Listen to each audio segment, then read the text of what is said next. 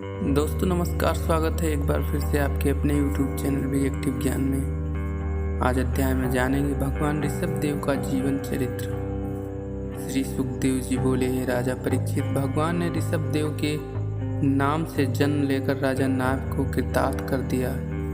तब अपने सब ईश्वरीय लक्षणों और शंख चक्र गदा पद्म आदि चिन्हों तथा परम कीर्ति तेज बल शोभा प्रभाव और सूरत आदि गुणों से युक्त उन्होंने माता पिता आदि कुटुंबियों को ही आहदित नहीं किया, बल्कि महाराज नाग के समस्त प्रजा वर्ग एवं उस प्रकार आसमुद्रांत पृथ्वी के लोगों को भी आहदित और आनंदित किया। एक इंद्र को छोड़ सभी भगवान के जन्म से आनंद मना रहे थे। इंद्र का स्वभाव ही ईर्ष्यालु है और यही कारण था कि वह महाराज नाग की धार्मिकता की ईर्ष्या के कारण उनके घर भगवान का जन्म लेना भी उनसे सहन नहीं हुआ था। फलतः उन्होंने महाराज नाग के राज्य में जल बरसाना बंद कर दिया। प्रजा को कष्ट होने लगा, फिर भी राजा और रानी माया के वश में उन ऋषभ रूप भगवान को हे तात हे वश कहकर उनका मुख कमल देख अहर्निश प्रेम से बिहल रहा करते। गृहस्थ जीवन के इस आमोद प्रमोद में उनके कितने ही दिन एक क्षण के समान व्यतीत हो गए। इंद्र के कारण अकाल की इसी स्थिति में भी प्रजा ने ऋषभ जी के कारण कभी खिन्नता न प्रकट की और सभी उस कष्ट में भी सुख का अनुभव करते हुए उन्हें राजकीय चिन्हों से शीघ्र ही आभूषित होने की बाट देखते रहे। निदान एक शुभ समय देखकर राजा प्रजा और मंत्रियों ने मिलकर उन्हें नाग के स्थान पर राज्याभिषेक किया। भगवान ऋषभ को राजा हुआ देख महाराज नाभि और महारानी मरु देवी ने आनंद की एक सांस ली और इधर से संतुष्ट हो शीघ्र ही बद्रिका आश्रम को प्रस्थान कर दिया, जहाँ जाकर उन्होंने तप द्वारा समाधि लगाकर अपने को भगवान वासुदेव को अर्पण कर दिया।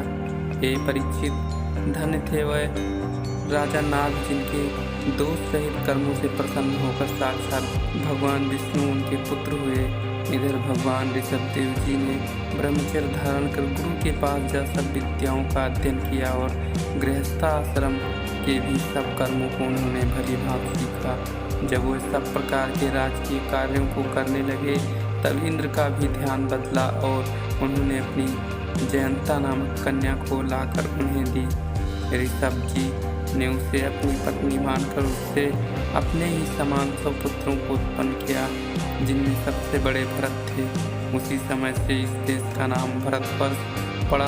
भरत से छोटे कुशावर्त, इलावर्त, ब्रह्मावर्त, मलयकेत, भद्रसेन, इंद्र, स्पर्क, विदर्भ और कीकट, ये 9 उन 99 में प्रधान थे। उनमें कविहरि, अंतरिक्ष प्रबुद्ध, पिपलयायन, अविर्होत्र, दुर्मिल, चमस और करभाजन, ये 9 पुत्र बड़े ही भगवत भक्त और धर्मोद्रेष्टा थे, जिनका चरित्र भगवान और नारद के संवाद में वर्णन करेंगे।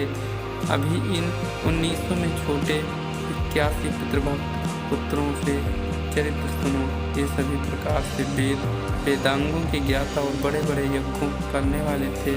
उनके कर्म ऐसे हुए कि वे ब्राह्मण हो गए। इसका एक कारण ऐसा भी था कि वह भगवान ऋषभ देव की संतान थे, जिनके संबंध में कर्मों का कोई बंधन नहीं था और जो सर्वथा ही केवल आनंद रूप थे, क्योंकि साक्षात करुणा ईश्वर ही थे। वह स्वयं सत्य धर्मा थे और ऐसे ही सबको उपदेश देते थे।